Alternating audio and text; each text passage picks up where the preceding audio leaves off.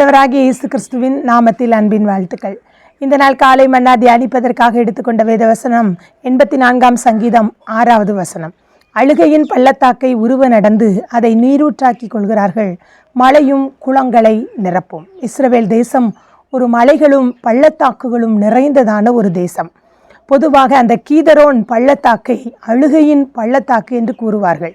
வேண்டாத குப்பைகளையும் வேண்டாத அநேக பொருட்களையும் அங்கே கொண்டு போட்டு அங்கே தீ வைக்கும் பொழுது அதனாலே ஏற்படுகிற புகையினாலே கண்ணீர் வருவதினாலே அதை ஒரு அழுகையின் பள்ளத்தாக்கு, கண்ணீரின் பள்ளத்தாக்கு என்று சொல்லுவது உண்டு. அந்த பள்ளத்தாக்கு அந்த இடங்கள் கொஞ்சம் வறட்சியும் கொஞ்சம் வெப்பம் அதிகமாகவும் சில நேரங்களிலே காணப்படும். எனவே அதை ஒரு சாபத்தின் பள்ளத்தாக்கு என்று கூட அநேகர் சொல்லுவது உண்டு. இப்பொழுது வசனத்தில் நாம் பார்க்கும் பொழுது அழுகையின் பள்ளத்தாக்கை உருவ நடந்து அதை நீரூற்றாக்கி கொள்கிறார்கள். வாழ்க்கையிலே பல ஏற்ற தாழ்வுகள் ஏற்படலாம், நல்ல ஒரு சந்தோஷமான அனுபவங்கள் இருக்கும். சில நேரங்களிலே நாம் கடந்து போகிற பாதைகளிலே சில ஏக்கங்கள், எதிர்பார்ப்புகள் நிறைவேறாத பொழுது சில கண்ணீரின் அனுபவங்களும் நமக்கு மாறி மாறி வரும். இவர்கள் யாத்ராகமம் 15ஆம் அதிகாரம் 27வது வசனத்திலே அந்த கசந்த மாறாவை இஸ்ரவேல் ஜனங்கள் கடந்த பொழுது கலந்து வந்து ஏலீமுக்கு வந்தார்கள் என்று வாசிக்கிறோம். ஏலீம் என்றால் 12 நீரூற்றுக்கள், 70 பேரிச்சம் பழங்கள் மரம் நிறைந்ததான ஒரு ஆசீர்வாதமான ஒரு இடத்திற்கு அவர்கள் வருவதற்கு முன்பதாக அந்த மாறாவின் கசப்பான அனுபவத்தை கடந்து வர வேண்டியது இருந்தது. ஒரு கண்ணீரின் அனுபவத்தை தாண்டி வரும் பொழுதுதான் நமக்கு ஒரு நீரூற்று அங்கே ஆயத்தமாக இருக்கிறது. நாம் அந்த கண்ணீரின் பாதையிலே சோர்ந்து போய் விடுகிறோம். கவலை, கண்ணீர், கஷ்டம், வியாதி, பலவீனம் என்று வரும் பொழுது அதிலே நாம் சோர்ந்து போய் மனம் கசந்து போய் காணப்படுகிறோம். ஆனால் அதை நாம் தாண்டி வரும் பொழுது நமக்கென்று ஒரு ஆசீர்வாதமான ஏலிமை ஆண்டவர் ஆயத்தம் பண்ணி வைத்திருக்கிறார். ஆம், ஆண்டவருடைய பிள்ளைகளே, நீங்கள் இப்பொழுது கண்ணீரின் பள்ளத்தாக்கை கடந்து வந்து கொண்டிருக்கலாம்.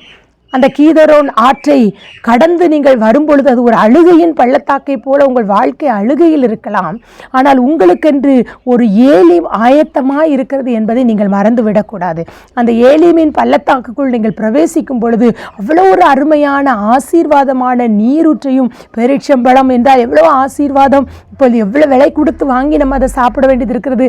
அப்படிப்பட்ட ஒரு பெரிய ஆசீர்வாதத்திற்குள் வருவதற்கு முன்பதாக ஒரு கசப்பான அனுபவம், அந்த கசப்பான அனுபவத்தை தாண்டி வரும் பொழுது ஒரு நீரூற்று நமக்காக ஆயத்தமாக இருக்கும். எனவே நீங்கள் இப்பொழுது கடந்து போகிற கசப்பான அனுபவங்கள், சில கடினமான பாதைகள், சில அழுகையின் பாதைகள், இதையெல்லாம் நீங்கள் கடந்து போகும் பொழுது நமக்கு ஒரு நீரூற்று இருக்கிறது, நமக்கு ஒரு ஏலிம் இருக்கிறது என்கிற நம்பிக்கையோடு இதை நீங்கள் கடந்து போவீர்களே ஆனால் நிச்சயமாக உங்கள் வாழ்க்கை ஆசீர்வாதமாக இருக்கும். நீங்கள் ஆசீர்வாதமான ஏலிமை காண ஆண்டவர் உங்களுக்கு உதவி செய்வார். கண்களை மூடி ஜெபம் செய்வோம்.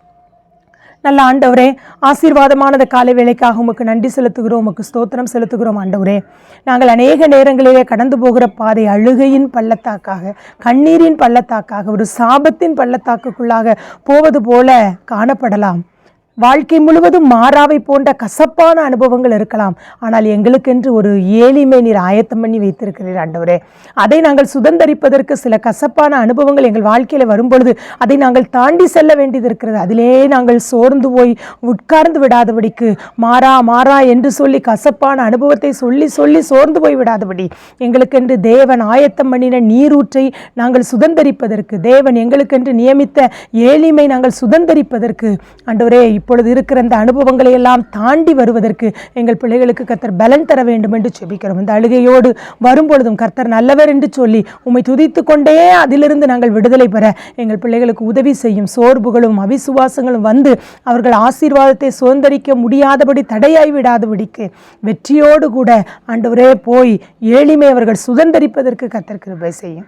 இந்த நாள் அவர்களுக்கு ஆசீர்வாதமாக இருக்கட்டும். இயேசுவின் நாமத்தில் ஜெபம் கேளும் நல்ல பிதாவே. ஆமேன், ஆமேன். God bless you. Have a nice day.